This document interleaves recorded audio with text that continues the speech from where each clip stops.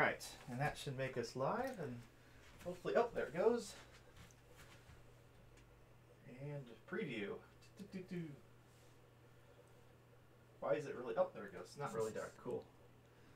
Just gonna hit go live there. Yay. Oh, and you guys, you be quiet, computer. All right. At least we know the audio's working well. Okay. Hello, everyone. I'm Ryan. This is Darlene with us tonight. So the Napa Jordan Peterson podcast. I think this is our 7th attempt at recording an episode. We are currently doing the Peterson biblical series, and we're on still part 2. We're going to be in part 2 for a while. And I actually missed this week's meetup. So Darlene's going to fill me in here. Yeah. So it was it inspired a lot of debate amongst it. Yeah. So we were looking at, we started at 13:32, I guess 13 minutes and 32 seconds in is when we started it. And we were talking about a lot about this association with speech and public utterance. And that the idea here was that the cognitive processes somehow out of the uninhabitable chaos, when we speak, we bring a habitable reality. So we bring that reality in. And so somehow our reality is actually affected by our ability to speak it into being. Well, I know he's talked about speaking as a form of thinking, and I know that, like, there's been talk about, like, when you take notes, you're transferring information from one side of the brain to the other. So there's definitely some, like, neurochemical things going on, or neuroelectrical, when you write. So when you speak, you must be doing a similar process, right? You're activating, bringing information in through different parts of the brain. So I could see how that, might make things more real, more imprinted on you. Yeah, to actually speak it, because he referred to, that first part of John where that in the beginning was the Word, and the Word was with God, and the Word was God. And that somehow bringing that word, when we speak, we are actually creating, kind of like how we share that identity. We're creating the image of the likeness of God, and somehow by our speech we bring things in. So we were kind of talking about how does that really work? What does that mean? And it was kind of interesting because is it in part that when you finally have to think it, and you can't have speech without words, but when you finally think about it, does it come into being? Like, can you know something only once you've named it, and I think he refers to that as well. Well, yeah, no, I was talking about Genesis. I remember the one part he talked about, like, the animals didn't exist till he gave them names. Yes. So it's interesting because I know the material touches on it a couple different times, and then I know that, like, in like I don't know if it's problem solving, but, like, you can't solve a problem unless you know there's a problem you're solving, right? So you have to name the problem before it exists to you, even though it does exist. Right, but if you don't name it, it's not really there. So he would say, I guess he was saying something that before speech, we're in like a dreamlike state. And it actually, and he was really talking about really how long it took humans to be able to come to this idea, to even have the idea of consciousness. What does that mean, for us to be able to articulate it? And so he seemed to be saying that there's an awareness, and the awareness of consciousness is somehow gives us the whole idea and the thought of God. And that's what kind of does it, and that the Word being God. And so we had one of the guys was saying that when consciousness becomes conscious, then intelligence becomes intelligent. So there's direction and creation happening all at once, which is kind of, a very exciting thing to think about how that would work. And he talks a lot about free speech, and so he was really talking about that's one of the most important things that you can have is a freedom to articulate yourself and to say, and he's very passionate about it as well. Of course, yeah. He talked about the Canadian Bill of Rights, which he was saying that free speech is really a divine quality, and that is what manufactures everything else. But the Canadian Bill of Rights, he was complaining about something about it, and I didn't write that down. CBC 16 or something along those lines. So that was impossible. Speech. Oh, okay. Well, that was different. But he actually was saying that the Canadian Bill of Rights didn't hold freedom of speech as well as it should have, as well as it needs to be held. And he says that it's a very, like he said, a very sophisticated thing. And he was saying that, like meditation is this part of his, or Oh, I know what somebody said in a group that was really funny. He said the difference is, like, what is he talking about? That this is the uninhabitable chaos becomes habitable reality through speech. And one of the guys was saying, well, maybe it's like the difference between when you eat a sandwich, you're eating the sandwich, but then you have to have some time to digest the sandwich. And so the digestion and eating food for sustenance, it doesn't come about all at once. It takes time to go through and to do it. I thought that was really kind of cool. It's not an automatic, instantaneous thing. And I thought that was kind of interesting, especially in our society where we don't mull over things. Well, yeah, and we have two parts of our brain, right? There's the left brain and the right brain. And one really works when we're awake and conscious, and the other one kicks in when we're sleeping. It reorganizes information, recontextualizes it, and it works on a lot of problems all at once in parallel, and it does everything your conscious mind, your awake mind can't do. So by meditating, trying to shut down that conscious, maybe that allows that other brain to kind of process it through. So it's very sophisticated. So the dream state is pivotal. It's really important when you're doing is to have a bit of time to have the dream state, and then but it was curious to me was he talked about being precise in speech, and I haven't done the 12 rules, so I don't know. So there was a lot of debate about that, because he was saying that we live in a very polarized world, or the group was talking about this, where people want to view things in a black and white. Well, it's reality. Everyone would like. It's easier to process the world if things are simple, right? No one wants to have to study something to fully understand it. So I think Peterson talks about low resolution, high resolution, like interpretations, right? Oh. So if you view it maybe black and white, that could be considered maybe the lowest, that there is a difference. You can at least recognize that it's not just one color gray, right? So the first step is noticing there is two different things, and then as you get higher as a resolution, you can kind of see all the intricate details of the problem. So he uses that pattern a lot, and I really like that one. I think it. Because they're, like the Dunning-Kruger effect. When things look black and white, you think you know it all, right? Right. But the deeper you're digging into things, like, well, you can see it's good in this case, but not this case. It's like if you talk about murder, right? Murder's bad, right? Everyone knows that. However, there are certain cases like self-defense where murder is just. So it's not like a hard black and white rule, right? It gets a little more complicated as you dig into these like philosophical questions. Right. So he also talked about that as we were encountering the material world, we are encountering forms, but we're also encountering potential. And that was kind of an interesting thing. So we have to treat it as a free choice and treat free will that way. So we have to like expand our idea of what we're encountering and how we're speaking it somehow into reality, even in our processing it when we encounter it. Yeah, so it's form and potential. So what it is today, and then what it might be in the future. Yeah, like it's like having a vision, right? Like, and that the vision's like having an aim or direction. It's like I want this to be my future, and so you might figure out how to get a path there. Okay, where am I now? So taking that formless and giving it a form, you can then start to articulate how you might achieve it. Yeah, so I think like the idea too is that once you name it, you're transforming your world because you're claiming it, you're naming it, and then that's affecting you and it's transforming you. So then you can take the next step up. And I think this is very consistent in at least what little I've listened to him on, is that Peterson talks about, well, you take the next step and then you let that influence you and then you go on to the next. It's like doing things, even if you're doing them poorly, you're taking the step to do them and then you get better and better at them. And I think name them is an interesting thing too, because when we did the first podcast on the first biblical series, Dallas brought up a pattern. Like he was talking about the night sky and how you search for your North Star. Peterson was talking about that, and it's interesting because like if Dallas names his problem in the context of like a dome and searching for the North Star, it gives him a set of patterns. Right, he can think and visualize what a dome is and bring other patterns in about that environment, maybe to his specific situation, because he's maybe build that's like simile or analogy.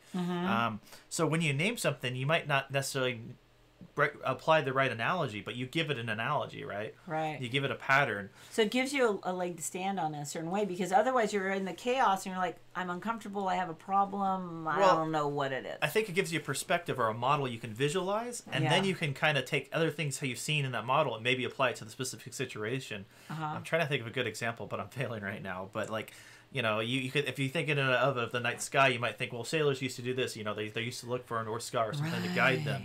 And so you think, okay, what would be my North Star in this situation? And then apply that to the situation to help. So you take these other patterns you see and apply it to the situation you would have normally. Yeah. So I think there's an accuracy in the naming, because you might apply an analogy that applies, or an analogy that's kind of low resolution that might get you part of the way there. And like you think you want it to be this, but as you learn more about it, you realize you don't want to be this. You actually want to be this. That. But you know, at a long distance, at a low resolution, they look like the same things. Yeah, and sometimes you have to actually be starting to take that walk and starting to try it, and then it leads. So way leads on to way as you start going through it. So it was kind of interesting too, because that's a universal trait, that the potential that you see in the form will start and can transform you, and then it continues to go through. And I think there was like a subtext here that some people were upset about, that we don't have any autonomy, and I don't know where this was coming about, and that somehow that diminished capacity will addle you, which I don't even know. That's in my notes, so that came up in conversation. But I know there was some discussion about free will at the last meeting I was at. So I know I got that you're responsible for your actions, and you must understand that choices really matter, but you can strive for virtue, but the people can say whatever they want to, so the only thing you can really trust is your observation of how people act. So not what they say, but what they do. Yeah, judge a person by their actions, not by their words. Right. That's definitely helpful when you don't believe their words, but there's a common saying in information security. It's like, don't trust, verify, right? Right. Oh, that's good. I like that. So you can listen to someone, and then you can verify by checking their actions. Right.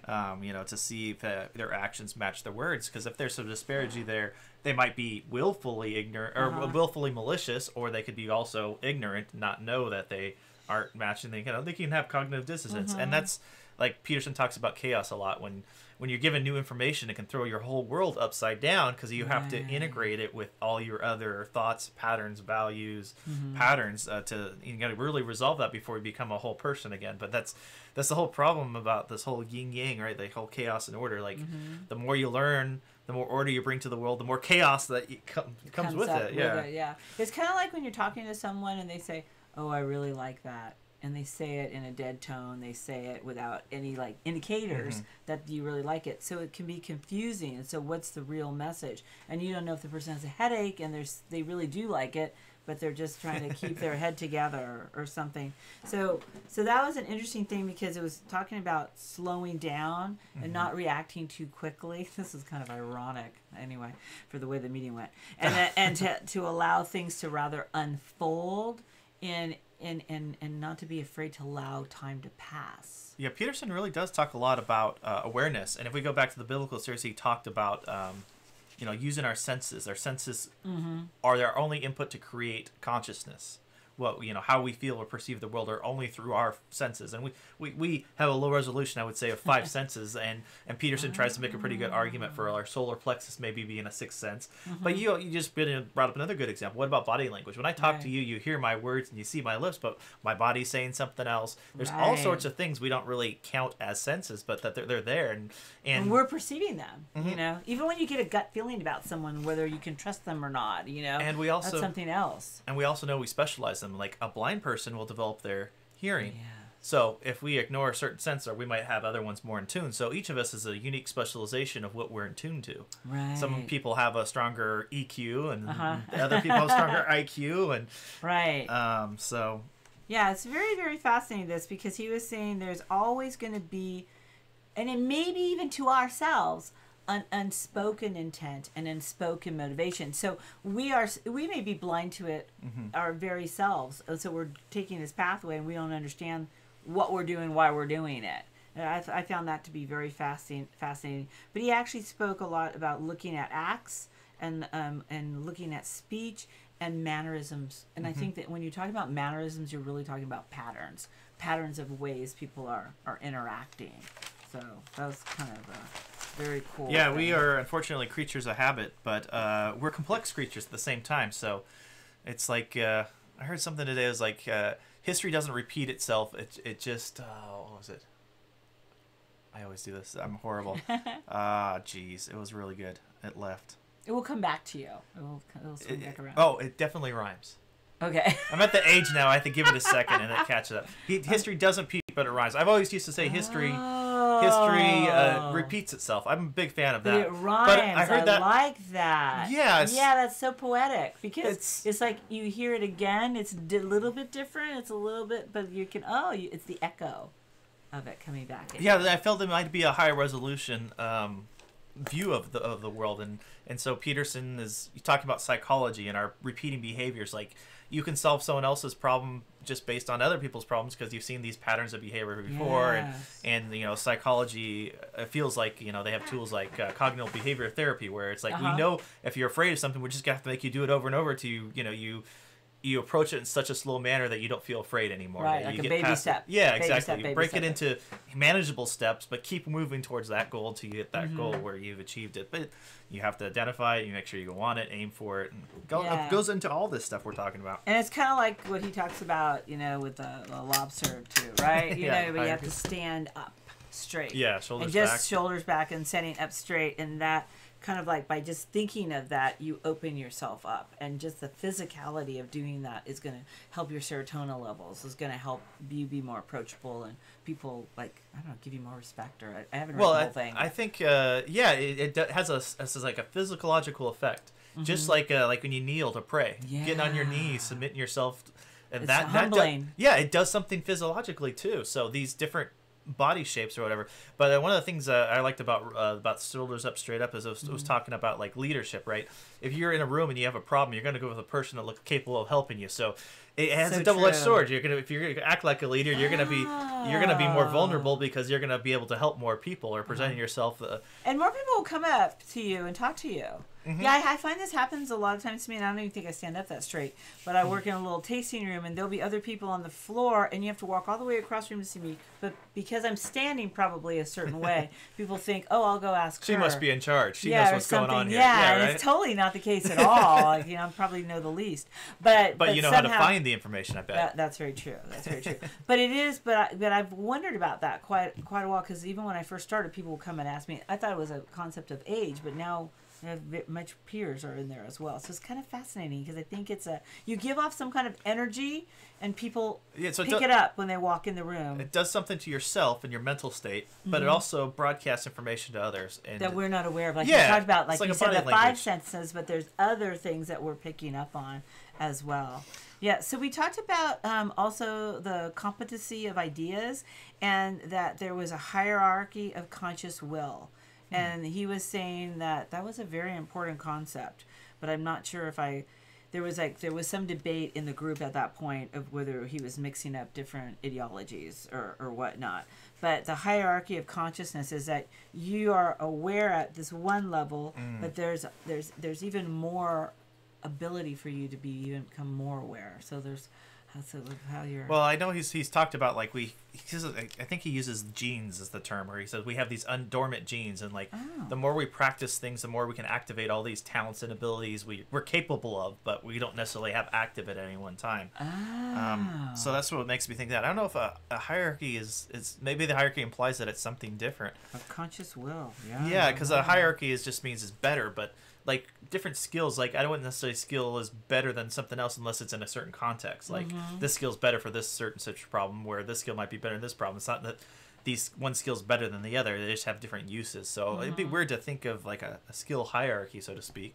But there's definitely like requirements. You might need certain skills to get other skills. The consciousness, that your conscious will, that there's a hierarchy of your own conscious will. And I thought that was very fascinating. But it makes some sense, because if you can only make certain choices, right? And so if you have limited awareness and you're really hungry, it's okay for you to steal, right? In your mind, right? Because you're in need, blah, blah, blah. But later on, when you have these other needs satisfied, maybe your conscious awareness would be, well, no, I don't want to take from someone else. But you don't have that awareness when you're back in this other area. I don't know. It was interesting because I was pondering that about sin. Like, is there really a hierarchy of sin? And because, we all would say, like, murder, maybe that's the highest sin. But, just for me personally, because as I was thinking about this, if you gossip about someone, that's a form of murdering them. You're murdering their reputation. You're hurting them in other ways. So, or when you... More indirectly than directly. Yes, but it's still the same. It's the same crime, just... a different degree. Yeah. Right? So and the effects can be even more brutal, right? Because if someone has destroyed your good name or your reputation, that might be very, very difficult. And once a bell's rung, even if you're innocent, it might be very hard for you to come back from just that. as permanent as murder. Okay. Yeah. I can see that. Yeah. So, because I was wondering if that could be like a hierarchy or not. So he talked in Genesis 1 about the hard narrative, and then we had to look behind it. And he was talking about that the void. In the beginning was the Word. Oh no, it was he does the first one where he talks about the deep that God calls. Oh, I don't have it in my head right now, so I'm losing Your it turn. too. My turn, yeah. But it's like that there's a void, a formless void of deep, and that from nothing God creates all that is. And so he said that we had to go back and look behind the original languages and what this was meaning. And he talked about that he felt that this idea in the Bible was associated with endless deep potential. And there's a way earlier Mesopotamian word, Tiamat. Yeah, I know about Tiamat. Yeah, and that's a dragon that's represented also by salt water, and that is a dragon of order, and that the husband was chaos. Opposite, I think. Oh, the opposite. Okay, so chaos plus order, and that God is akin to both of these, and so that what you have to do is that you're going to confront the unknown. And it was even more than what I have written down there, because he talked about the two of them. Somehow you slay them, and they're all in pieces on the ground, and then you're going to pick them up, and then you're going to put it together again. And that God is able to do that because God's akin or like part of the family. He knows chaos intimately because it's at one with, and he knows order intimately. And it takes kind of like something different, like meshing them together and taking them apart and then putting it back together. And that was really cool, I thought, because it means that we need to go outside of our safe places. And I think that's what he's talking about in the Bible series, that until we go outside of our safe places, that's when we start to grow and create the world. And that's when creation really happens. When we stay in our safe places, we're kind of like in a nest or a cocoon. Stagnant, and it's a defensive position. Exactly. So we have to voyage outward. We have to conquer. We have to encounter the chaos, and then we have to encounter actually establishing order. And then we changed from all that is happening around us. I don't know. Yeah, it's the Tiamat story is she's a she. Okay. And then she has a husband, and so I think she's the chaos. She is chaos, and I forgot his name. I think there was a bunch of other gods or something along those lines that end up slaying her husband. They did something. The order of chaos gets out of balance, and the chaos gets to a point that they remove all order. Wow. Right? So that's like, a revolution. So chaos totally takes over. And that tends Tiamat on a rampage. So it gets even more chaotic because she's attacking everything. Well, at least my understanding of the story. And then you have Marduk. Marduk's the guy, the all-seeing guy that who has to go and, bring order to the chaotic dragon, right? He's got to use his new sight. He's got to rescue his father, I believe was the story. And he's slay the dragon and bring order back to the world, and those are the parts I remember at least. And actually, Garrett and Dallas have tuned in here. Emil and Dallas. Okay, cool. I'm trying to read some of this. Give me a second. I can't see. Yeah, I can't see it either. I wonder if we have any cool questions here. Lobster Club. All right. Definitely Lobster Club here. Oh, this is It's not working the way I wanted to. Are you trying to read the questions? I was, but... Oh, you need to... the other one has to go. Yeah.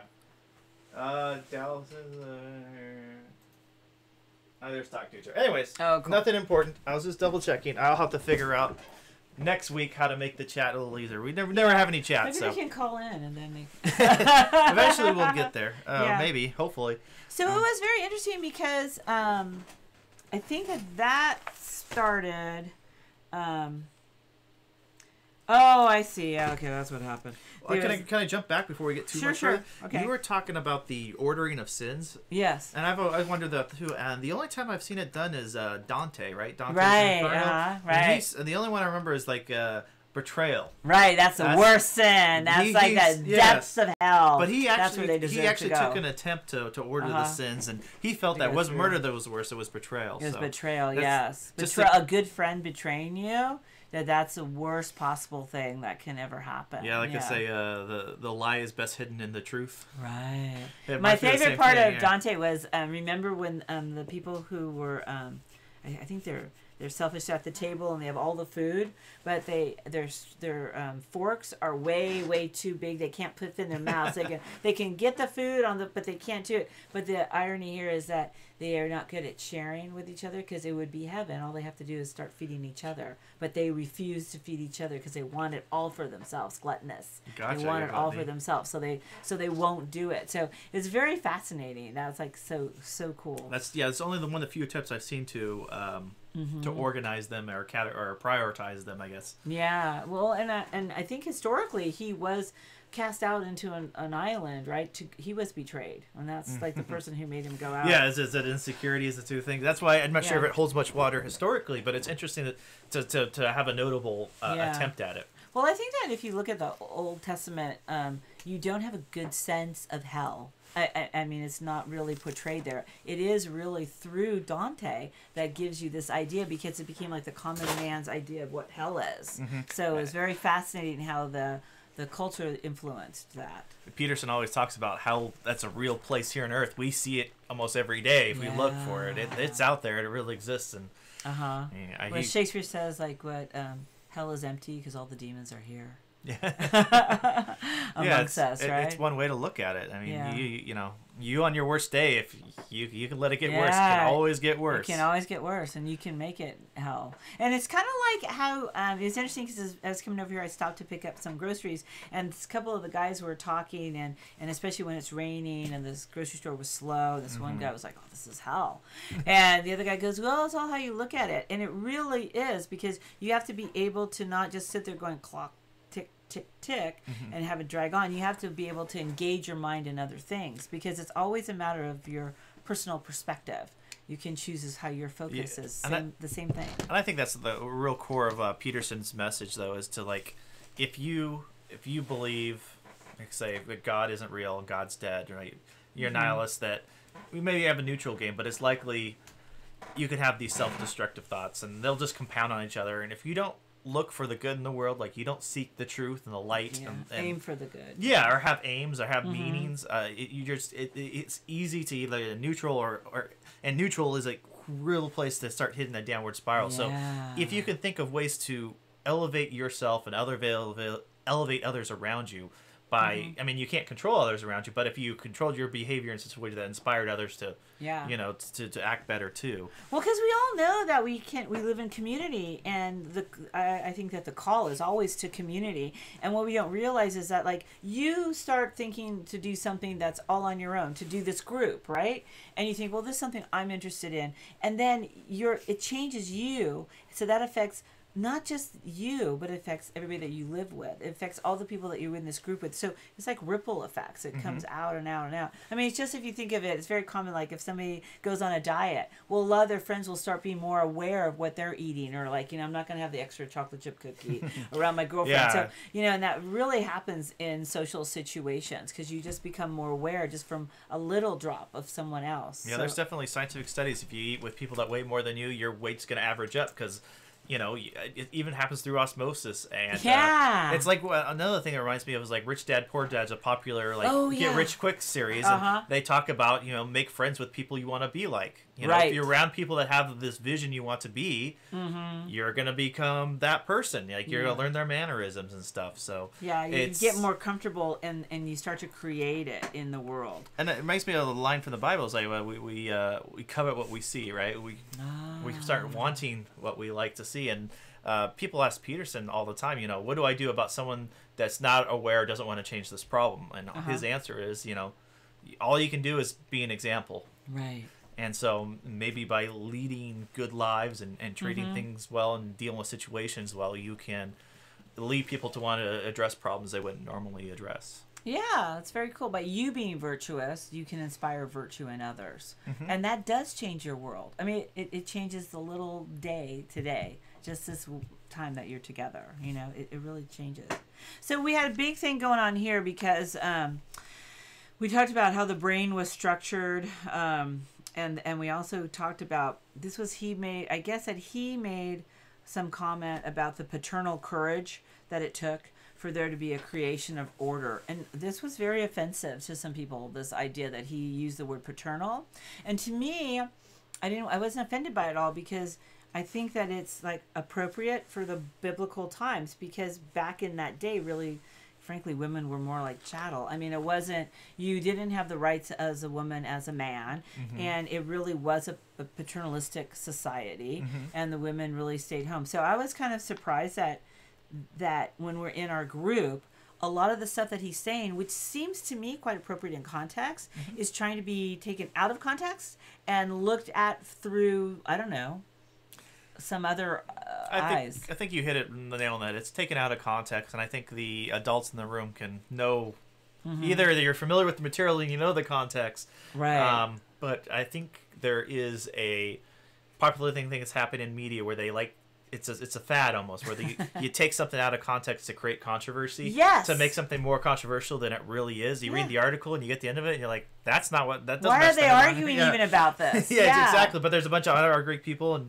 people get to vent, and I think it's like, I guess it's exactly that. It's venting. It's the internet's releasing so much pressure, and you know, usually I think it used to happen where we would take it on the people in our lives. Like now, I can, instead of yelling at my mom or whatever, I can now go yell at someone on the internet because they're wrong. Someone's wrong on the internet, and I can vent that out. So I do think the internet's changing society. It's hard to say whether it's good or bad, but I think we're all practicing communicating a lot more, and I think that's hopefully a good thing. Hopefully we get better at it by interacting more. I find it very fascinating. This is just an aside, because I think this is really kind of goes to what Peterson talked about, that this is the new Gutenberg Bible, that we're, you know, even that you're doing this podcast like this, you know, that this is like a whole new way of communicating.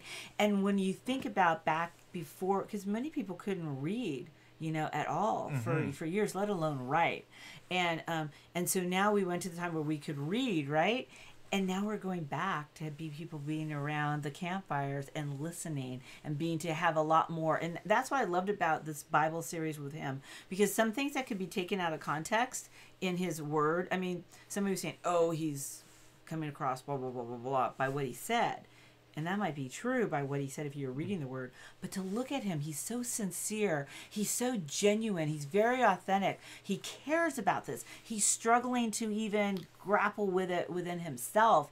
I think it's really beautiful, because you're actually seeing someone make, and I'm talking about Peterson, make himself vulnerable as he's trying to elevate the discussion. Yeah, even if he's a radical crank, I think he at least shows the world a good example of what it is to be open-minded, what it is to critically think, to examine both sides, and to, you know, listen. Care. Well, to listen and to care about both sides, and, you know, you steel man and try to defeat any strawman and you know, be able to communicate. And I think his attempts to interact with these people from different sides and different views is to his credit. Yeah, it's very inspiring, isn't it? Inspiring. It makes you want to. And I think that in our society where we're really afraid that we're going to be demonized by someone else, it really is encouraging because we can have differing opinions and we can have the debate. And I love that about him because I think the debate's really where you're going to grow and I'm going to grow and we're going to alchemize. We're going to come together and create something different. And we may never change our opinions. You still may be in opposition to me, but you're going to be better in opposition to me. and name that makes sense. And name the individual that comes out of the womb fully formed, that can make that knows everything that's correct, that's going to come out of their mouth is correct, and can make the perfect argument that's not offensive to anyone. Right. Like it's a journey. You have to make people offended to get to the point where you don't offend them anymore. It's a learning process, and especially like when you're younger in college or whatever, you're gonna be more offensive. It's just you're not gonna know what people are sensitive to. It's just a fact of life. It's like as you can you say anything important without offending anyone? Well, I think that I don't know that that's even possible, because if you're so worried about being offensive, I mean, some things just are, and if I say what it is, I'm gonna offend somebody. Well, now Peterson always uses the group of scale. I think it's a good way to look at it. It's like if you're in a party and it's like 4 people talking and you offend one of them, that's, oh, sorry, I didn't mean to. You know, you're going to deal with face-to-face right then, and they're going to tell you almost immediately. One hopes if they have some integrity. Yeah, but the chances of you really pissing off one of 4 people is really rare. I mean, especially face-to-face. But if you're giving a lecture in front of 1 million people with 1 million different values, your chances of, you know, even every word you say is going to eventually trigger something. As you add more and more numbers, people become more and more sensitive, or the just the statistics of something being is how he kind of puts it. So when people go in front of the internet on the world stage, especially when you're young, your chances go through the roof. I mean, it's just, you are offensive. And the other thing I like from my morning radio show is like, what happens that when someone's offended that you're offended? Who's right in that scenario? How do you resolve that? And I think that's a really good point to remember. Just because you're offended doesn't mean you're right. Right. Oh, that is true. So I mean, it's one thing we need to be tolerant. So that guy offended me. I gotta be tolerant, not let it affect me too much. You can thank him for expressing it to you too, and you say that I really appreciate that because I want to be more aware of how I'm coming across. But I still believe what I believe. Yeah, well, exactly. It's an opportunity to explain. Well, people might find that offensive because of X, Y, Z. Maybe they never thought of it, they never heard it before, or maybe that was their intent, was to be really offensive, and they'll give it right back to you. And that's Howard a good Stern, right? And now it's entertainment value. Yeah, well, offensive.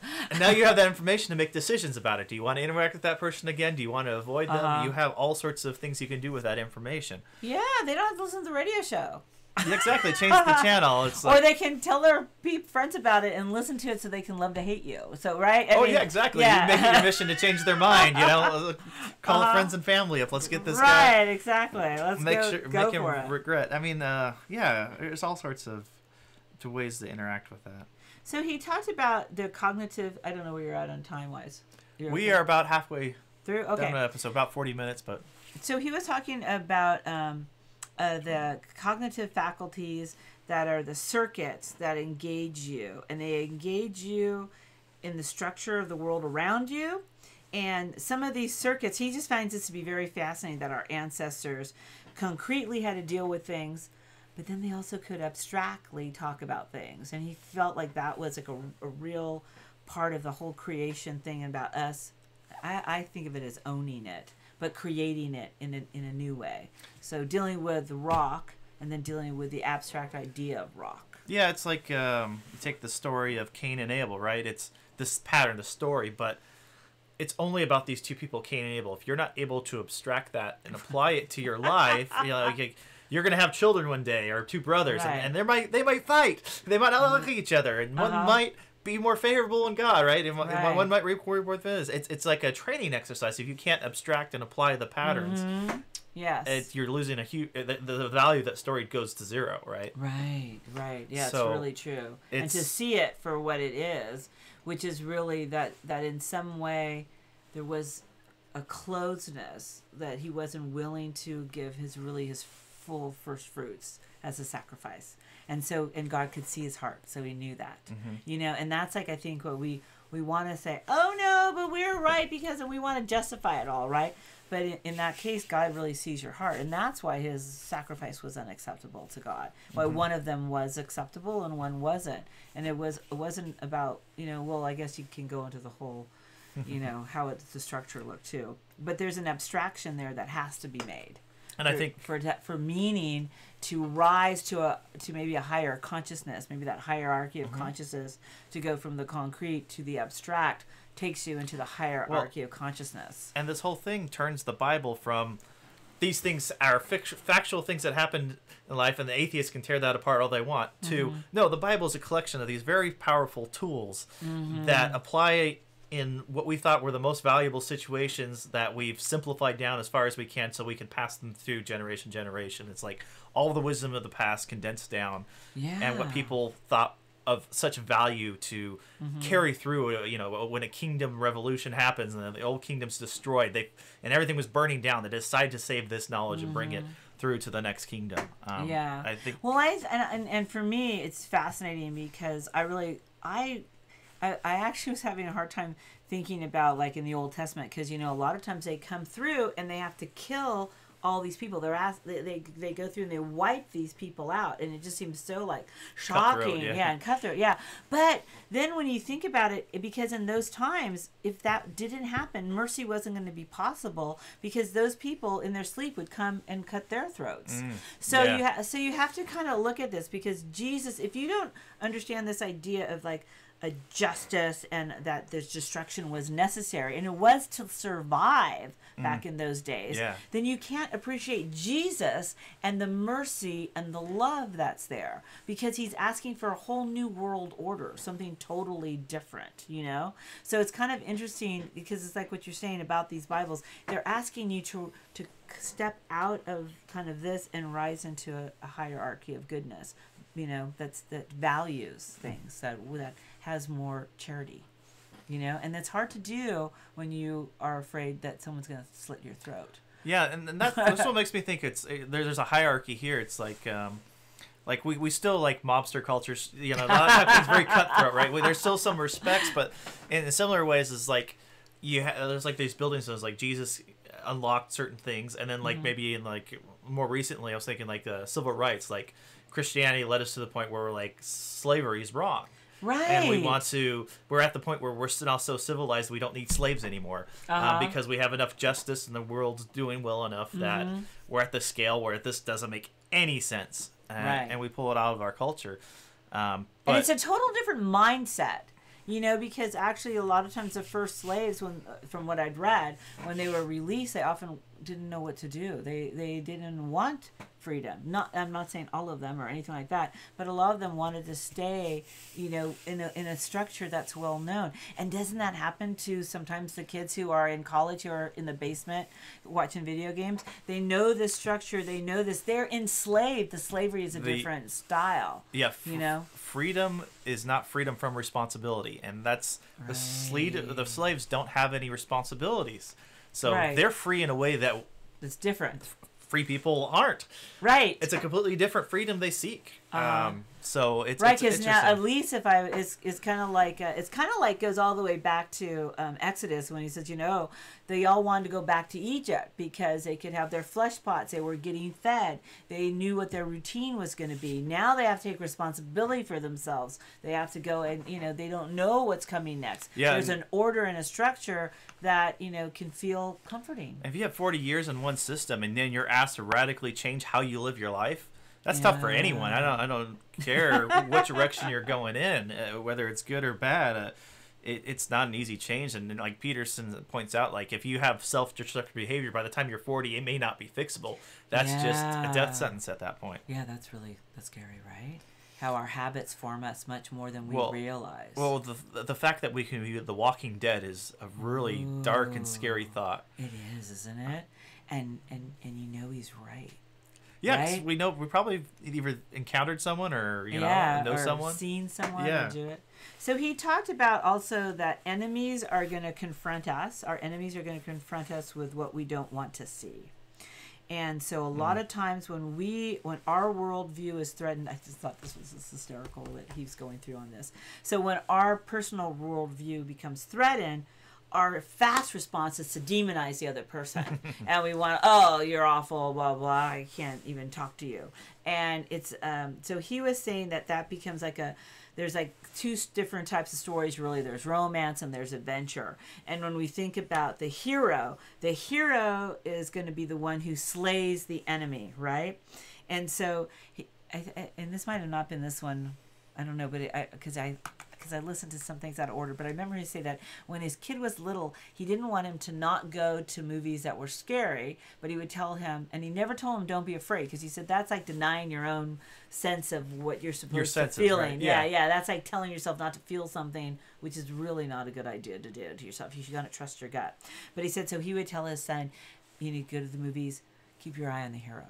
Watch the hero. It's going to be something good that's going to come out of it. So, and that's, in my mind, that was a way of instilling trust and faith, and to keep your eye on something that you can see is going to have a positive outcome. I really thought that was kind of like a cool thing. And then he was saying here also that this drew a lot of controversy in our meeting, and this was because he said, you can't tell me that there's people who are atheists that they don't have any form of core religion, because they're the ones who are claiming they're atheists, but they're standing in line for hours or even sleeping overnight to go to some kind of Star Wars convention or to something like that. And the group discussion, that became a real, like, an issue. And I didn't think it was offensive, but I don't know why that was so offensive, because I think what he was saying is that it's kind of like in our circuitry to have beliefs and to have strong things that we cherish, that we value, that we're going to sacrifice for. It's not what we say we are, it's what we do, right? It's our actions, yes. So if you're going to sleep out overnight so you can be the first in line to see the Star Wars thing, that's showing a fandom, if you don't want to call it religion, but something that's driving you, that's making you passionate, that you believe in or that you want to enjoy, that's causing you to have actions that are kind of beyond the parameters of what, I want to sleep in my own bed, thank you very much, and I'll get up, at a reasonable hour. So to me, I thought it just captured the imagination as to what is to that there is something innate in our circuitry that gives us a desire for religion, maybe, or meaning, or or something like that. Yeah. So maybe you're not a believer. Maybe you don't believe that Jesus Christ, was crucified, died, and was buried, and is your personal savior. But that doesn't mean that you don't have other things that really spark you, or that you don't act like he said, like Jesus is the model of rebirth, like the fact that you can reinvent yourself, right? Yeah. That's another thing I've heard him say. So if these people believe that they can become a hero, where the hero can reinvent himself and slay dragons, you believe in Jesus. Yeah. So it's a really indirect way of believing in Jesus, but that's Peterson's point, is that if you believe you can slay dragons, that's kind of the Jesus story, so you kind of believe in Jesus, whether you want to admit to it or not. Slaying the demons. Yeah, and however they're going to appear to you. Yeah, it was very, very fascinating, because I was really surprised that and I guess there's that poor Peterson, I feel like I don't know how he can express himself without being offensive.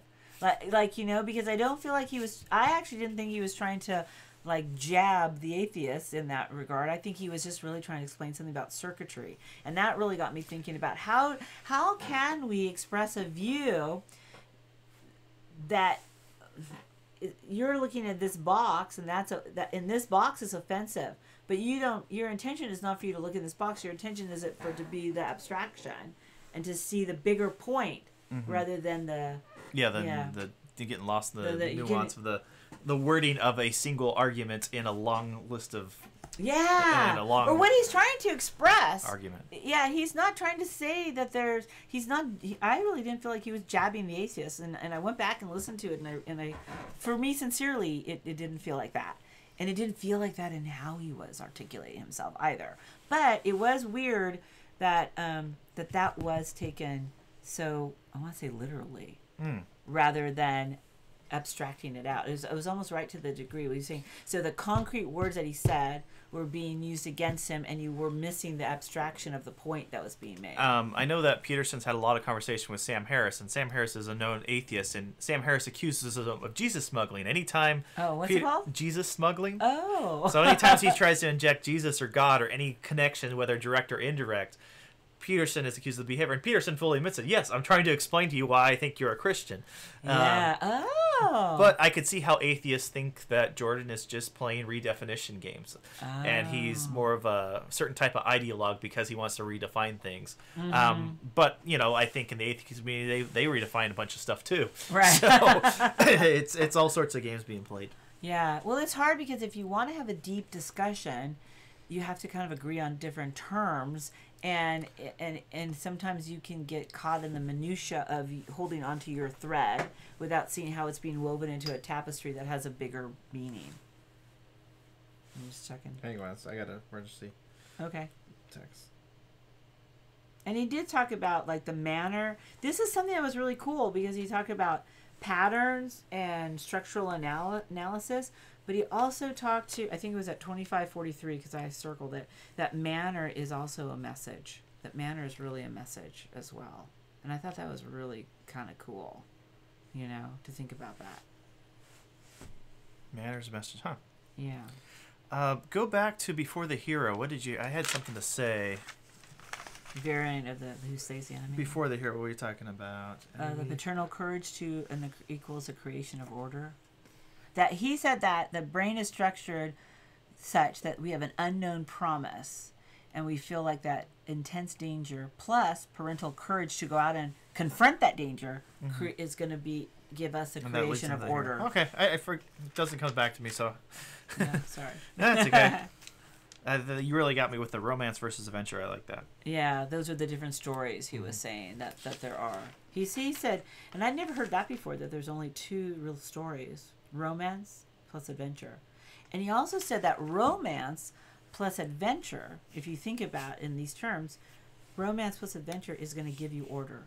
Isn't that weird? Yeah. Yeah. Or then what gives you chaos? That may have been a leap. Romance minus romance minus romance adventure? minor adventure. Gives you chaos, or adventure minus but romance? But that kind of made sense to me because romance is the two of you, but then when you decide to bind together to face the adventure of going out into the unknown and going together, then you start ordering your world. You know, you start, and when it's just like when you have children, right? You have to start having a different structure than you had. Definitely demand more order. Yeah, I could see that. Yeah, I just thought that was fascinating too. That and keep your eye on the hero, which I hope that was in this one. What did he say? He also talked about, what was this? Yeah. The patterns, the circuitry, structural analysis, and then I got that mannerist message. So, I don't know. Oh, and then we talked a little bit about our group and that I guess when the group was first advertised, that it was advertised that dissenting opinions were welcome. Yeah, I think so. And we also advertised as an apolitical group at some point. Oh, okay. But we dip into politics, so I know we're a little flexible. I think as long as everyone in the room's having a good time, we'll let it go wherever we want. It's really a cool place. This is my only second week to come, and I just absolutely love it. It's really fun to have really deep intellectual conversations with people who really care about what they're talking about, that they really are grappling with it within themselves, within this little room too. So that was like very, very cool. And I think even the passion that we see Peterson articulating himself with, I saw that mirrored among everybody the very first time that I stepped into the room, and it was so cool. Really, really exciting to be here. Yeah, I really enjoy coming. It's just always fun to talk about things, and like I say my understanding, and then people can find something wrong with it. And I love that because I'm like, oh, I missed it, and they got it. And they add a little more, and then I can add that to my like model of the world understanding, and it just makes me that much more stronger, but able to shepherd my perception against others. So I love being wrong. Even like I think I'm catching what Peterson's saying, and then somebody else is either challenging it or speaking what they got, and I'm like, whoa, I didn't get that at all. But when I mix that with this, it's like a whole nother, creation. So it's really, really cool. Yeah, and it's fun to interact with a bunch of people in like a semi-safe space where you can be open and talk about things that really affect you and listen to everyone's story and try to help them. And it's very rewarding to try to help the others and listen to their struggles. And sometimes you go home and you're like, wow, my problem's not that bad. Right. It gives you some perspective, and I guess we're very social creatures, so it's really good to have a place to get together and just even. I really like the personality types. It's like it feels like that we do mesh well. I mean, we sometimes there's some contention. But I think that people seeking the truth are going to clash. I mean, you're going to have debates. Yeah. So why it's safe, it's also kind of dangerous too. And I think the fact that we're there and face-to-face changes the element. It's not like the internet where we could just yell at each other and say the most horrible things because we can hide behind, pseudonyms, so to speak. We're there. We're putting the time in. We're putting our actual bodies in there, which, it's a huge investment for us to put our presence and our conscious there and to be all our senses consumed. You can have a much deeper, better, stronger conversation and connection with the people in the room, and I think that helps you just process the material so much better. And so much better too, because like I started listening to his stuff online and really was enjoying it and really feasting on the ideas and kind of grappling with it. But I didn't realize how hungry I really was for this kind of dialogue, for this kind of like debate and discussion group. It's really fantastic. I really appreciate, and thank God Dallas thought of getting it, and thank you for making the room happen, and for Garrett. We all chip in a little bit. Rie is facilitating it now, and as long as everyone pitches in, it just becomes better and better. Yeah, so it's really good, and I actually think that you want people to even have discontent and be upset with one another. To a certain degree, it has to be manageable because it means that they care and they care deeply. And then there's always that question of how I tend to be super agreeable. So if you come at, I might be strong, but then if you come at me, I'm like, oh, well, no, I want to make you happy. You know how to be assertive. I've seen you be very assertive, but not aggressive, which is great. Oh, thank you. I try not to be aggressive, but I do want to state my opinion, even if it's in conflict with yours, because I want to see why I feel that way. And I think everyone's group's really intelligent enough to debate, and that's what feels rare. Like when I'm with some friends, sometimes I'm always wondering, can I say this? Is this gonna have a reaction? Can I articulate this clearly enough to say what I mean to? Like here, I feel like no one's gonna jump down my throat if I say it wrong. They're gonna go, "You're wrong, and this is why." And I'll be like, "Yeah, you're right. I'm wrong because I missed this point."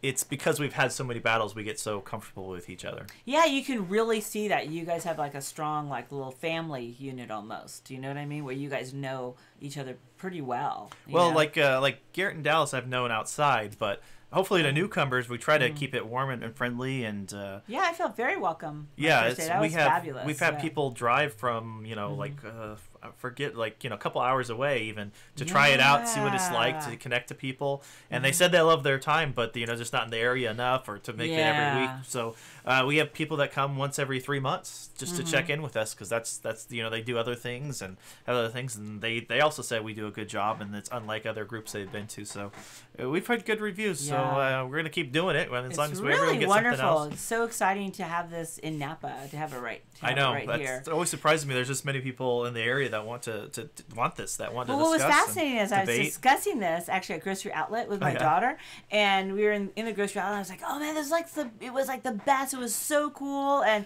the people were really interested, and they were intelligent, and they had like done their homework, and they were talking on really deep levels, And this guy came across from one of the other aisles. He goes, "Was this in Napa that you're talking about?" And I was like, "Yeah, you have to go. Have you heard of this thing called Meetup?" And he's like, "No." And I was telling him Meetup and to look it up in Napa and look up the Napa Meetup, and that it's on Thursdays, and it was like really, really cool. So, I think because it's not just a book discussion group. I mean, it's really so much more than that, because there's a real intensity and a passion of really exploring ideas and wanting to grapple with them. Yeah, I hate these analogies, but it's a little bit like going to church. There's a little bit of, here are the 12 rules, or here's what he's preaching, and we're all kind of listening and arguing about discussing it and figuring it out. We don't all agree with all of them. Yeah, exactly. And we don't believe it's like canon necessarily, but we can agree with some of the things he's saying enough to say, I do like this part, and this is the part I like. And that's the other thing, I like watching the videos and be like, hey, did you guys catch this part? Did you guys really like this too?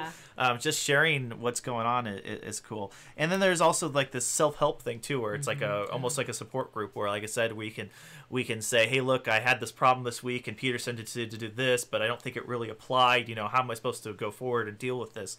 So it's like we have all these different aspects too, because I think with the 12 rules, it's like, it's all stuff we know, but they're so hard to practice. So by giving it to like 2 hours of mind share every week, even if it was just without one rule, it really helped it keep us in our recency bias, so to speak. So we're aware of that virtue that we could try to practice. Yeah, I love this idea because it's really rare when you usually go to a group and you're talking about ideas, you're not talking about implementing them. And this group is talking about, well, is this something I want to put into practice, A, and then B, how much of it do I want to put into practice, and then how would I put into practice, right? And so there seems like there's all kinds of different levels, and I loved you guys even talking about your kids and talking about how you're making this happen in your own walk. And I think there's a lot of debate in the group, too, whether we should talk about the ideas or more implementation. I think there's a lot of people in the group that would like to talk to them about how to implement them in our life, more examples, more patterns.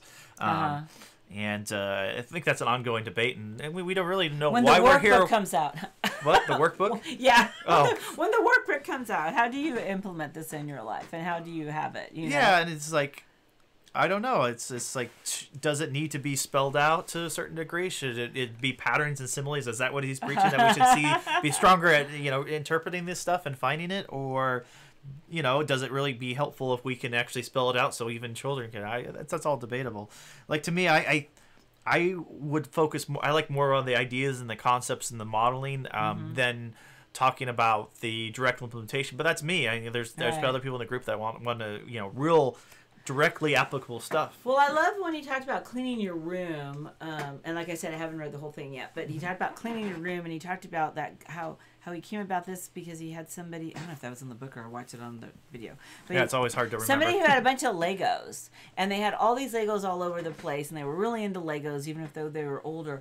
So one of the things the guy did is he started organizing the Legos, and it was like a little thing that he could do, and I think he had been very depressed in his clinical transition, and this has kind of got the room thing going. And as order started to come out of his cleaning the Legos, things started changing, internal shifts started making, and he started creating more room for other things. So something about the chaos, taking the chaos that was already there and then getting just a small step towards order, was then created room internal for other things, for other relationships, for other ways of being inside or outside. Reminds me, you covet what you see, right? If you see order, you're going to seek order, right?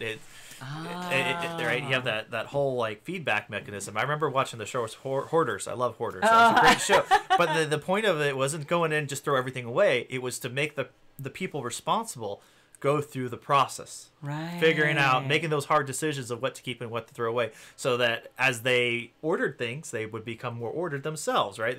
You work through the problem, you teach a man to fish type of thing, right? Emotional connections as to what was the underlying thing going on in there. Because it wasn't their inability to get away. They had some other deeper issue that needed to be addressed that usually comes to the surface when dealing with these things. And so that's why they always had a psychologist on the show to help walk through those parts. Fascinating. So you can't just show up and throw everything away. It's like it's and there's a process. This new show that is called Tidying Up, I guess. Oh, I'm sure there's on Netflix. Oh yeah, Marie Kondo. Where she says you hold something and you see if it sparks joy in you, and if it didn't and it's time to go, you thank it. You thank you for it, and so you can release it. Yeah, it has like a closure, just like we have funerals. Like funeral's not for the dead person; he doesn't need it anymore. Right. It's for the living, and so everyone true. grieves in different ways, and like it gives us a type of closure we would never get unless we had that funeral. Right. It's so.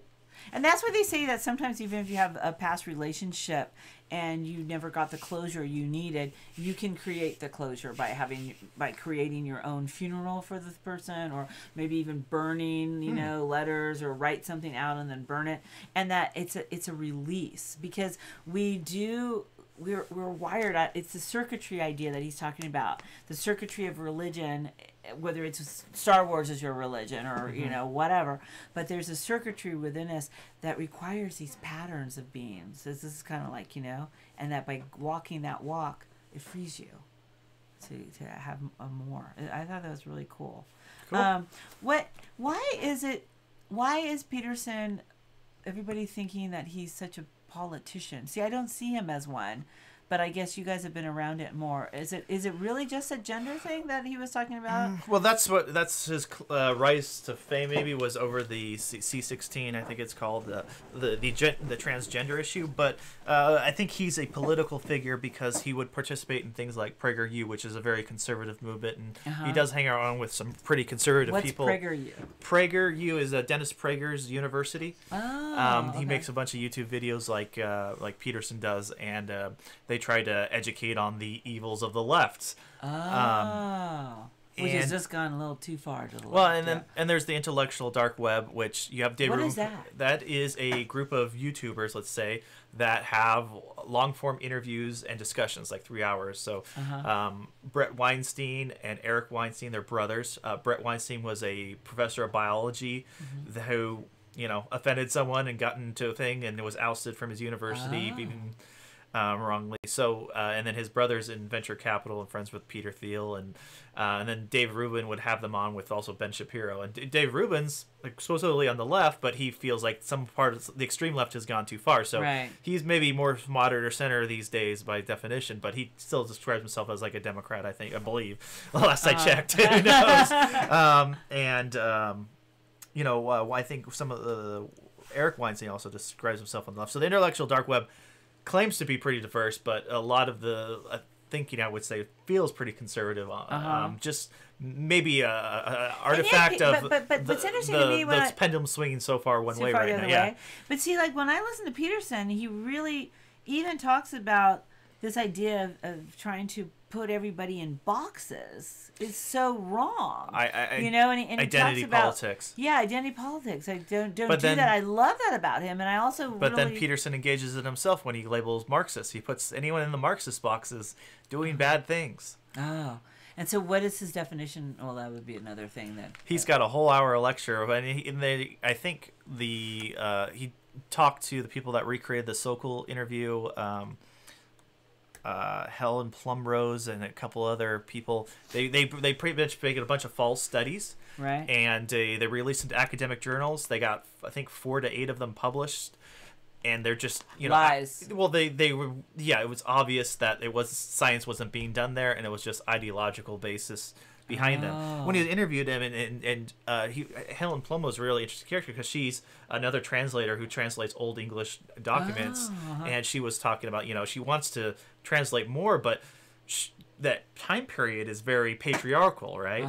So when she tries to bring what they said, it's not really all conducive to what people want to hear in the faculties and what they want to fund. So it's not very politically correct, the stuff she wants to translate. So she was it was very hard for her to do what she wants to do. So she had to find other ways to accomplish it, as being just purely a translator instead of talking about I think she wanted to talk about like female heroes in the Christianity, something that's like her thing she wanted to cover, but she has to go in as a Joan of Arc, maybe, stuff like that. I think that she was interested, but she's more interested in the past and bringing her.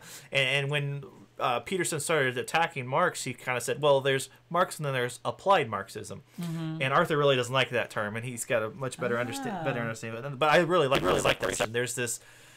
There's what actually Marx said, and few people have read, and some people really don't understand because it's his own subculture and language. And then you have a lot of people that the right might call Marxists or acting in Marx, or Peterson says, I forget, postmodern. We'll put postmodernist. He throws that around, and he conflates postmodern with Marxism a lot. He believes they're linked.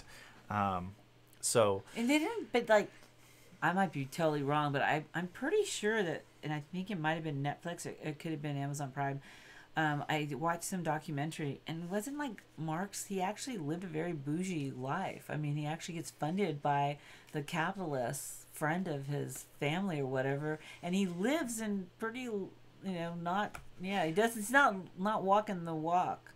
Well, that's the thing. I think it's a misunderstanding of Marx. I mean, that his lifestyle has nothing to do with his ideas, right? Right. It's like almost like an ad hominem attack. Well, he was a rich guy, but even like Orwell. Orwell wasn't he he was actually a Marxist, and he was rich, and he started seeing what his rich friends wanted, and he started writing about favorably, and then he started realizing no, it's not really favorable, and started tearing it apart as he what he believed the realities are. So there is a definitely divide here of like, are we talking about Marxism or are we talking about applied Marxism? Applied Marxism. And I think I'm sure that we all fall short of our faith, right? Right. And there's not every Christian's every single one, right? Not every Christian's gonna practice Christianity to a T. Just like not every Peterson acolyte. Yeah. So like, of course, like if you like Marx and you stay in his direction, not every Marx is gonna execute every single word. And I think that's where you get this applied Marxism. You have these young minds that are impressionable at a college age, and they're looking to change the world.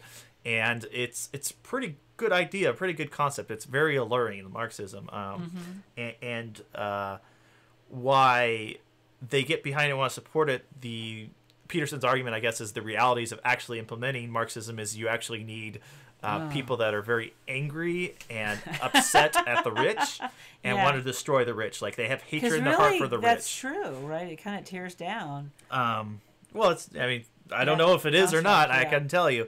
But Peterson would argue that you need these haters. And so they'll co-opt the people that have goodwill, the young people, to get the revolution. And then what do you have after you destroyed? You're in the desert for 40 years. Yeah. Then you're pure chaos. It's pure chaos. And then the people with the evil in the heart, tend to beat out over the peaceful beatniks, right? The brutes win. They take over and they have the powerful, and that's how you end up with hundreds of millions of people dead.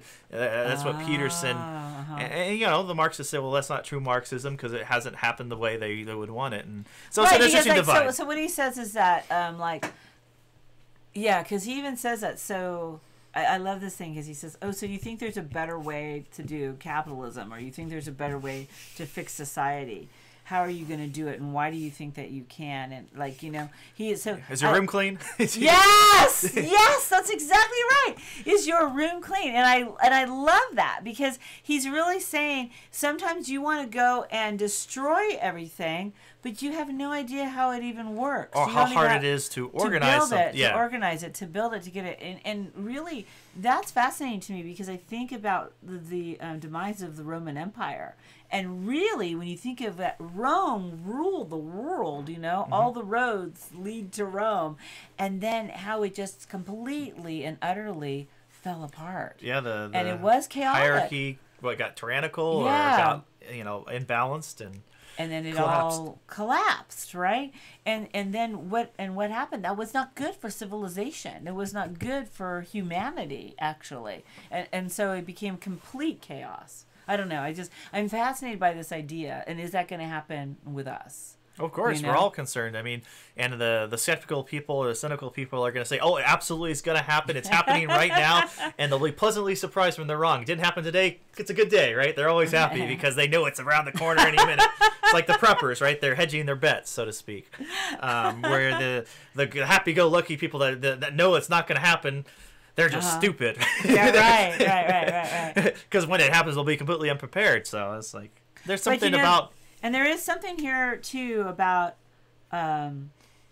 news. Like what is real news? I don't even know anymore. Well, what's truth? The search for truth. The search for truth.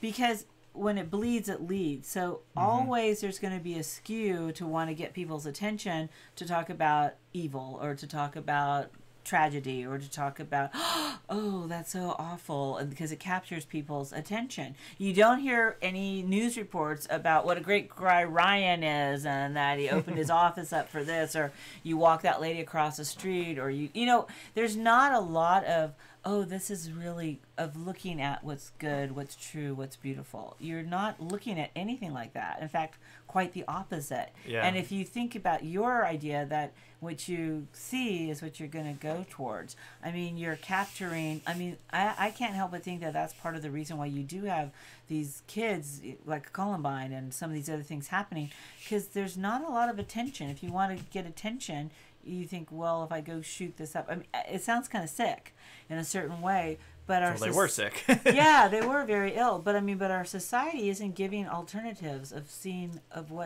keeping your eye on the hero. That's... Where are the heroes to keep your eye on? And if the whole thing is that every time we get a person who has any integrity, we want to see ways to tear them down, or we want to pick everything apart about them. Well, we want to be skeptical of our heroes. We want to tear them down because, hey, one, we're jealous, and two, we want to make sure they say, we want to at least test them, right? If they react poorly to something, well, then they're not deserving of all their praise. We can hold celebrities to a pretty high standard, right? They're I think Casey talked about in previous groups how some basketball fans will think of certain basketball players like a god, or miniature god or a demigod or whatever. He's not God himself, but he is a god himself. Right, he is a god. Yeah, exactly, one of many. And your universe can be all thought of in terms of that. If you're a basketball player and he's God, you have a direction, you have an aim, you have something you want, and it can shape your world. Hero worship that you can have, right? Yeah. So another leader leading by example, I guess. Right, but then it seems like just there's also this desire to tear them down. I think some of it, like I said, is jealousy, right? So you could assume the worst, and I think maybe everyone's jealous of fame. Everyone wants it, and everyone that has it hates it, and never really likes it. They always talk about how horrible it is, because I don't think anyone's really thought about it before. And to not be able to walk anywhere, to not go anywhere without having people point at you or try to interrupt you, or say something stupid, or hear the same joke 1,000 times about your name, or some insecurity you have they get to poke at. It does not sound fun, no it doesn't, if you really think about it. But at the same time, it's like there is like culture. You never want to say anyone negative about someone else on camera, right? They learned that lesson early on. And you say what you really think on camera, but a person that lies on camera is also very, very boring. So all the interviews with celebrities there's something about intellectual honesty, like Howard Stern. One of the earlier figures that you can claim was being intellectually honest, here telling us things we didn't want to know, but he was being honest about it. We don't really think he was making it up. And trust me, I'm sure there's plenty of people that would challenge him and say, "Oh, you're making that up. That she's not really there, or that's not really happening, or whatever." And there's plenty of detractors. And because he was honest, he was able to prove and stay on top and get the reputation he got, or get the even more famous because. And the same thing with Peterson. He made certain claims and he stood up to what he believed in, and we all respect that. Yeah. And the more even he's if tested, he's wrong. I mean, he even says that do something even if you're wrong, or have an opinion even if you're wrong. I mean, even if you get proved wrong, that's a good place to be. You know what I mean? Because then you can move forward at least, and you're not stagnant. Well, you tried something out, and you by putting it out there, you're testing it too. Yeah, and you get better, right? Because it's practice makes better, and there's no perfection here in this world. And even the Japanese, like Memento Mori, that even argue that perfection has one flaw. I always love that concept. Oh yeah, that's very cool. I hadn't heard that before. Yeah, the most perfect thing has just one flaw. Just one flaw. Just one. And that's why it's perfect. Either a step past or step below, right? Of true interesting true perfection. Yeah. And it's kind of interesting because it's like, okay, if you take their definition and it's got one flaw, and then it's like you take that definition of one below, it can compound. Compound. Yeah, exactly. Does it have a bunch of flaws then? It's the most perfect thing. It's an interesting thing fun thought exercise. Yeah, but I think that is there's some truth to that, right? Yeah. Well, and Peterson talks about vulnerability and how Superman isn't a hero unless he's vulnerable. He's not the same without kryptonite. Right. Yeah. He was saying they ruined the series or something because there was he wasn't breaking down to a sweat or something, right? Like he can just go ahead and if he had no challenges to overcome, then he's perfect and boring. Yeah. And Peterson talks about his son. His son's vulnerability is one of the things that makes him cute. And if we didn't die, if we could live forever, then life would have a whole lot less meaning. Right. The scarcity is important. The vulnerability and the scarcity and the limitation. The limitation and against creativity. And that's where he was saying that's where God, the idea of God, he thinks really originates from, because you have a limitless God. And so why would he create beings limited like beings, us? Yeah. But he creates limited beings, because without the limited beings, there's not a perspective of his limitlessness. And so he can intervene in some ways with us in a way that he can't when he's alone. Not that he needs us, but that it's there. This is a Peterson idea that I listened to. I think it's the same one that you're referencing or something near to. Yeah.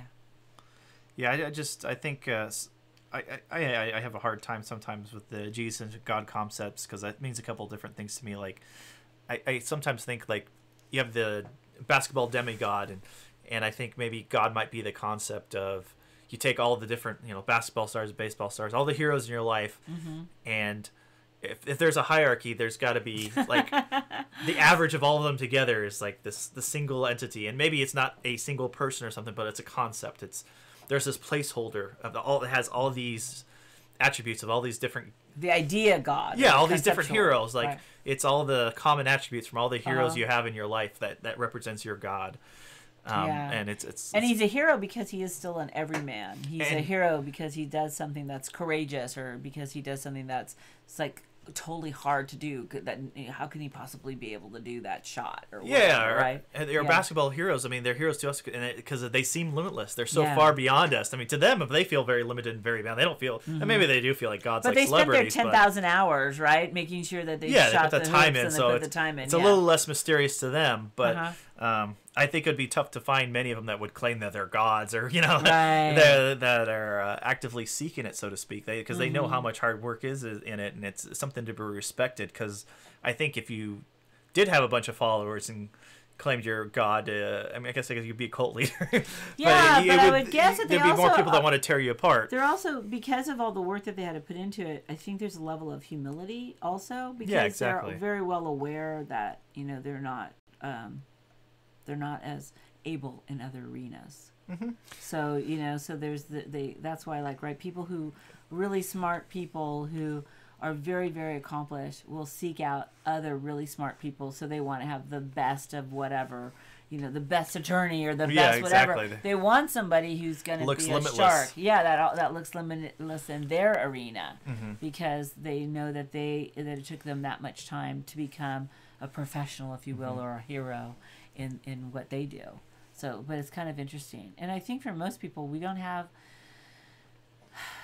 the drive or the luxury, because it's both. I think you have to have the drive to be wanting to do something, to become a passion, to be a Tiger Woods, to be able to shoot the golf. I mean, maybe you golf, but you're not very good at it, but how many hours are you spending every week doing it? So you have to have the drive and the passion, and then the willpower and the desire to want to do that all the time. And I think you need the meditation reflection, because like life unexamined is not worth living, but like, if you can't develop the eye to see whether you're getting better or not, you're going to be frustrated you're not getting better. So there's this part of you that has to develop your ability to seek truth and find, like, where your flaws are, be able to critique yourself, so to speak. Like, you have to be able to critique others' works and see that before you can develop that skill set. And that's why it's really demotivating for a lot of artists, because sometimes their eye gets better. They can now see something. Then my work's the worst in the morning. You're like, what are you talking about? I saw you draw. That's amazing. No, it's horrible, because I can see all these flaws with you. You don't see these things. And so there's this ability to see and your ability to do, and they constantly play catch up with each other. And other times you think you're the best in the world when you're missing the next sight, and then you get to see it, and all of a sudden I'm horrible. There's a Saint Thomas Aquinas, and so he writes a Summa Theologica. He does all this stuff. He's like, I've heard the name before. He's really a pillar, because he takes a lot of these concepts and what is now would be like the catechism of the Catholic Church, or the teaching of the Church, and why we have these teachings is from that. Oh, go ahead. And hello.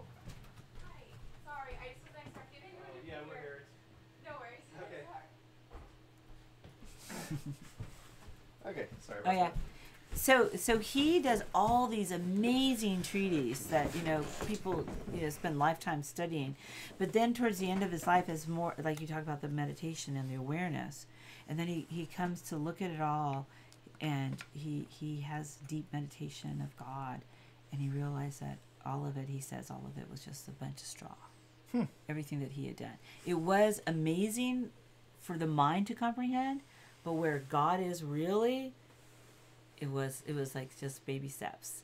And so, and it's kind of like there's a line in the Bible that says, how man sees and then how God sees is totally different. And we can't really comprehend it. Yeah, we're limited by our being and our perception and our senses. Like, our consciousness is limited. We don't know why or how. And there's definitely things outside our consciousness. We're somewhat aware of them, but But we're not totally. And then but we have no way to communicate with them. Right, right. Or they communicate through us and we don't know. That's why I like that idea of the dream state and that idea of needing to have the quiet and the meditation, whatever that is, or if it's a practice of yoga or. It's like we're in the reflection too. Like I said, you need to. If you just keep doing something and you're not reflecting on it and evaluating it, you're not gonna know why you're not getting better. It's like you have to know what you need to work on. Like you gotta name the problems, like we talked about in the beginning. Yeah, you have to name the problem, and then you have to kind of track it, and then you also have to kind of like, oh, what does it mean? To think about that in that terms too. Yeah, and is this going in a direction I want to go in? Right, the vision. Yeah. And so much of that is mystical. I mean, that's one thing I really like about Peterson when he talks about, he has something on like how to marry somebody and how you're going to get to know your mate or whatever. And he says, this is like, you have to have that spark. You have to have this connection. That's a mystical kind of connection that it's Chemistry. Really undefinable. You can't make someone fall in love with you. You can be in love with somebody and you can't make them fall in love with you, and vice versa. So it's kind of like something that's we have no ability to understand. We know the whole pheromones, right? Yeah, they exist. We can prove they exist. They can affect things, but I can't sense if I'm feeling pheromones or not. It's hard to tell. Yeah, he was saying in this one thing I was listening to that women they had guys wear the different T-shirts or something, and the women who had antibodies that could cause birth defects if they were to mate with them. So they would say they would have the women smell them, and then they'd say, "Oh no, this guy reminds me. This smells like why is this not attractive to you?" And a lot of the women said, "Well, it reminds me too much of my brother, or it's too so." But it's on a really deep level that attraction is like this. So there's something our subconscious and our bodies or our sense of smell that's not even really cognitive is totally aware of that's not the right match for me. Our bodies communicate like almost involuntary. It makes me think of like a mother nursing a baby. The baby actually communicates with the nipple, and the nipple actually adjusts the milk and say, "Oh, the baby's sick right now. I'm going to give him more vitamin C." It actually adjusts the mixture of the milk to respond to the babies. They have evidence of that now. Wow! And we don't even know this is going on, and our bodies are so interestingly, intelligently designed, if you want. Yeah, and we can track things, but we don't understand the causal why. Well, or how? How is that even possible?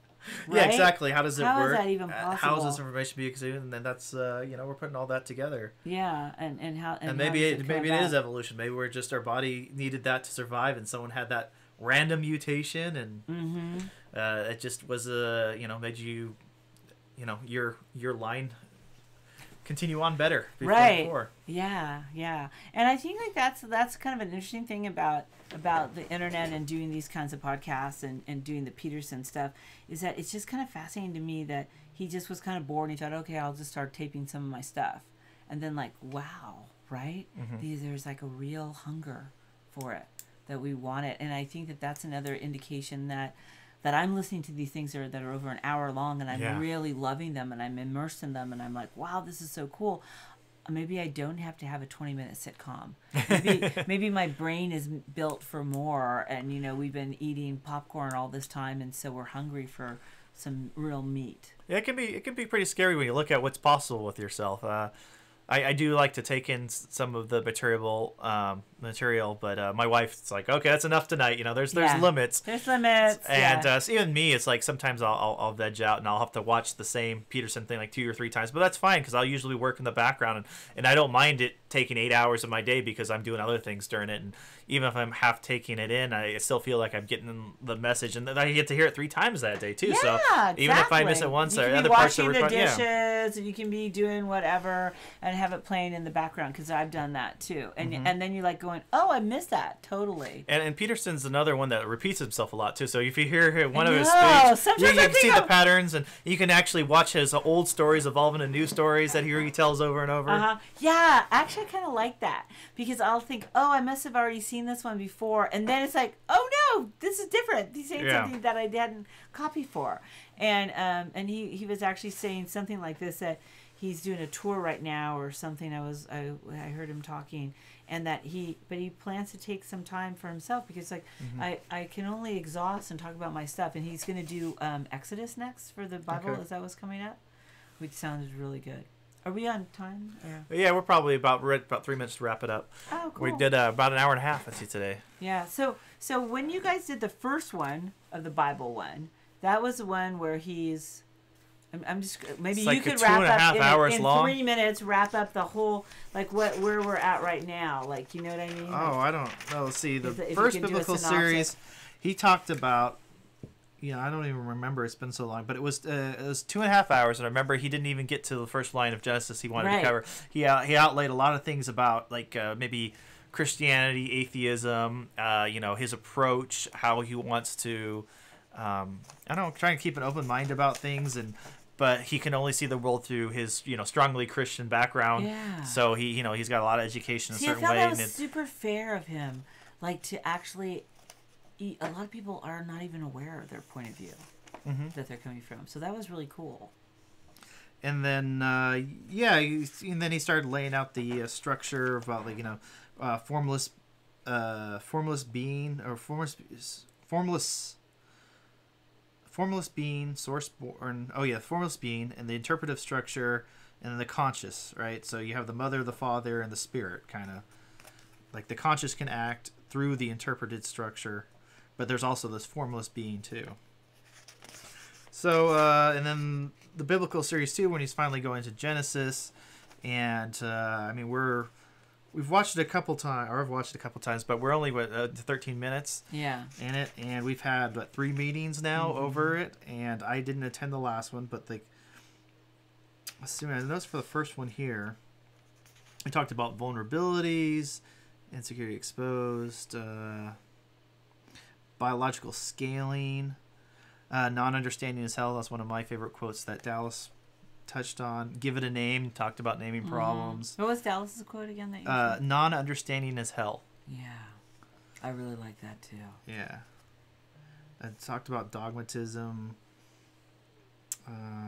Let's see, abstracts more real than real. Universal truth distilled. Just have some random notes here and there. A book of tragedy and anti-heroes. Resistance to your calling. He also talked about the male-female differences too. A little bit in the beginning, I guess. Yeah. He talked about the 2 different stories, and that one, they each have autonomy and they're all together, and one where Adam's rib is taken out of him and then man is created out of woman. The 2 different creation stories that are in the same, book. Here's an interesting thing. Nazis are more scary because they're more organized and authoritarian than maybe extreme communists. Well, should we end it there? I think so. That was very good. Okay, well, hopefully we'll be back next week, and we'll share you a bit more about what we've been talking about and new ideas on the material. Yeah, next week you'll be on the 12 rules, right? We're going to try to do Rule 1, but we don't always do a podcast every week, so maybe we'll be back on the biblical series. We'll see you. See how it goes. Okay. Awesome.